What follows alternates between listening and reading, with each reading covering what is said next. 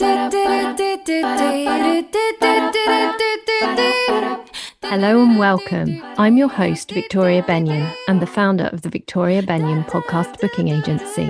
And you're listening to The Best Guest, the podcast for business owners, creatives, and entrepreneurs who want to harness the power of podcasts to grow their platforms and increase their visibility. We're here to support you on your journey, bringing you actionable tips with each episode. Now, let's begin. Hello and welcome to this week's episode of the podcast, where we're going to be talking about how to pitch to podcast hosts and 10 times your chance of getting a yes. We've pitched our clients to hundreds of shows, and we've gathered plenty of feedback in this time from podcast hosts, allowing us to really refine our approach so we know what works and what doesn't. If you listen to our last episode, you'll have all your equipment in place, and you'll also have a list of podcasts that you're ready to reach out to. But before you begin your pitches, you need to get your media kit set up. In your media kit, you'll want to include at least one high-resolution headshot, one short and one long biography. If you're an author, include your latest book cover and information about your book. And finally, your podcast information sheet, which is an interactive PDF, often referred to as a one-sheet. This shows hosts who you are and what value you'll be bringing to their show. We create branded PDFs for all our clients, and I'll drop a link in the show notes to a Canva template that you can use to create your own. In your PDF, you'll want to include your headshot, a biography of approximately 200 words, 3 to 5 topics you could talk about, and 3 to 5 example questions. Also include all your contact details, your email address, phone number, website, social media handles, and Skype address. It's also a good idea to put together a Google document of information that you'll be frequently asked when applying to be a guest on podcasts. If you do this at the beginning, then all you have to do is copy and paste it as you go through the process, cutting down some of the time it takes. So, what information should you include in your Google document? Have links to your social media platforms and your website.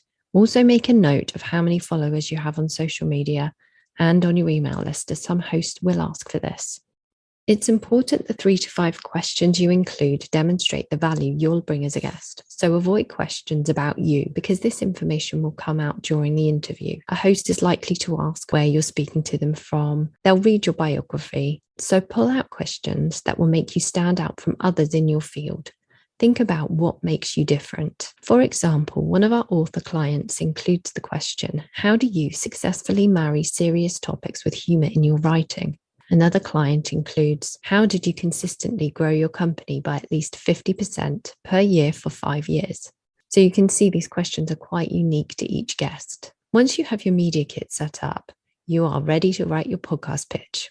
Now, stop there. You might be thinking you can dash off a letter which tells the host about your accomplishments and asks to be on their show, just changing who you're addressing it to. Dear Frank, dear Tracy. Easy, right? Just wing it off on the email and wait for the yeses to come in. You're not the only one to have thought this. And unfortunately, there are some experts out there who are advocating this process. But remember, hosts receive a great many pitches a week. So you really need to do everything in your power to stand out. In your pitch, you need to demonstrate why having you as a guest on the show is a clear win for the host.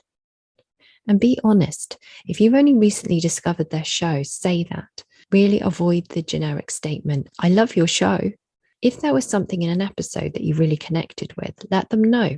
Don't take a shortcut with this by picking something out of the show notes either, because the host will realize this is what you've done, and that will turn them off from your pitch. Now, before we pitch a show, we always make sure to leave 5 stars on iTunes and mention that we've done this in the first paragraph of the pitch. If you want to be a guest, obviously you think the show is great, so this part's really a no-brainer. You can leave them a review or promise to do so later in your pitch as well.